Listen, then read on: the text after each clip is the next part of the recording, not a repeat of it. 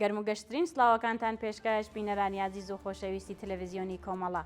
بە یارمەتی هاوڕێیانی هاوکارم لەگەڵتانم بۆ پێشکەشکردنی گەشتی هەواڵەکانی سەر لە بەیانی ڕۆژی هەینی. سەرەتا سەردێڕی گرنگترین هەواڵەکان.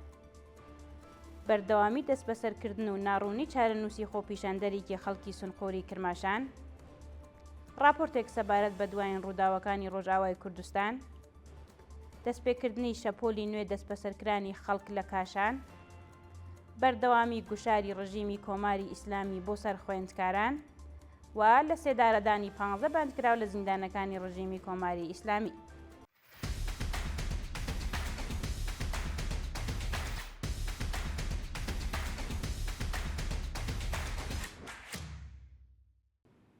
بەردەوامی دەست بەسەرکردن و ناڕوونی چارەنووسی خۆپیشاندەرێکی خەڵکی سونقۆری کرماشان.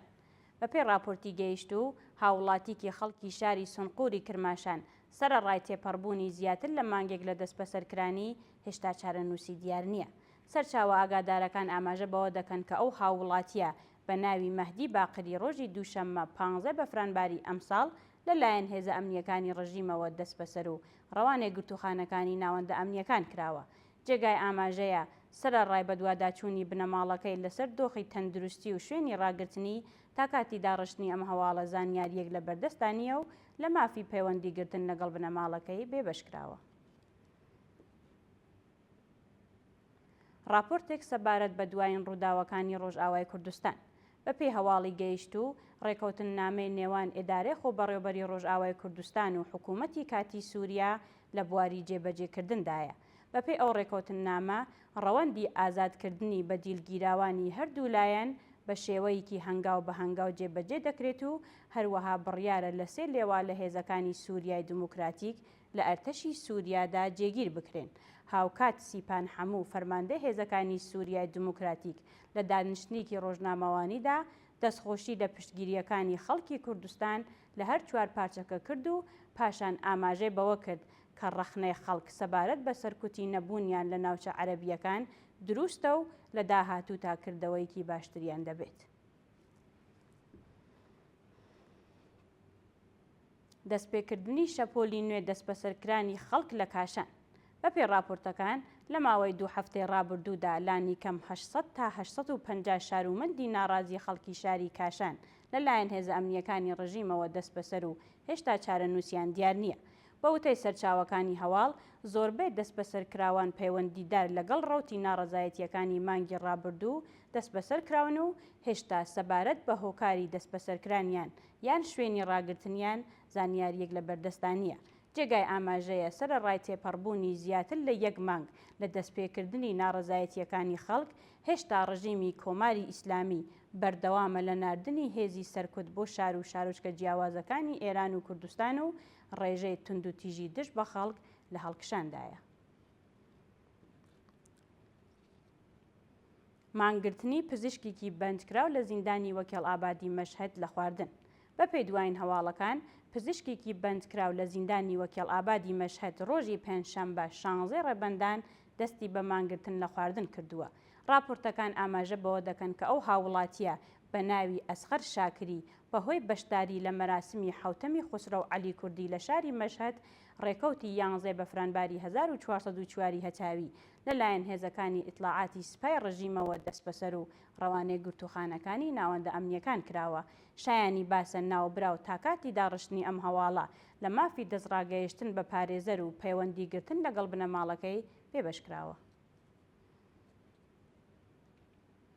بانگهێشتی مستەفا مێهرئاین بە مەبەستی بەکردەوە دەرهاتنی حکومی زیندانەکەی.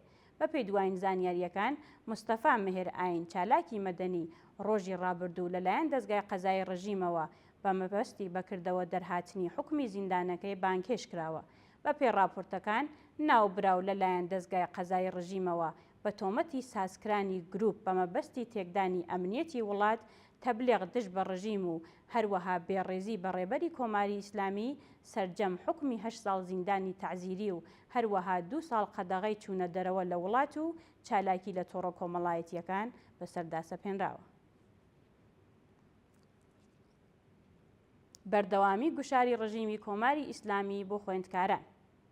بەپێی راپۆرتی گەیشت و ڕۆژی ڕابردوو ڕژیمی کۆماری ئیسلامی لە بەردەوامی سەرکوتی خەڵکی ناڕازیدا شەپۆلێکی نوێ دەست بەسەرکردنی خوێندکارانی دەست پێ کردووە. بە وتەی سەرچاوەکانی هەواڵ لە شاری کرمان، سێ خوێندکار بە ناوەکانی ئەمیر محەممەد سەرحەدی، عەلی گیلانی و محەممەد محەممەدیان لە شاری تاران ستار گەوهەریفەر و هەروەها لە شاری ئیسفەهان داود محەممەدی نییە لەلایەن هێزەکانی ئیدارەی ئیتلاعاتی ڕژیمەوە دەست بەسەر و هێشتا چارەنووسیان دیار نییە. لە سێدارەدانی 15 بەندکراو لە زیندانەکانی ڕژیمی کۆماری ئیسلامی لە ڕۆژانی ڕابردوودا 15 بەندکراو لە زیندانەکانی ڕژیمی کۆماری ئیسلامی بە تۆمەتی پەیوەندیدار بە مادە هۆشبەرەکان و کوشتنی بانقەست لە سێدارە دراون.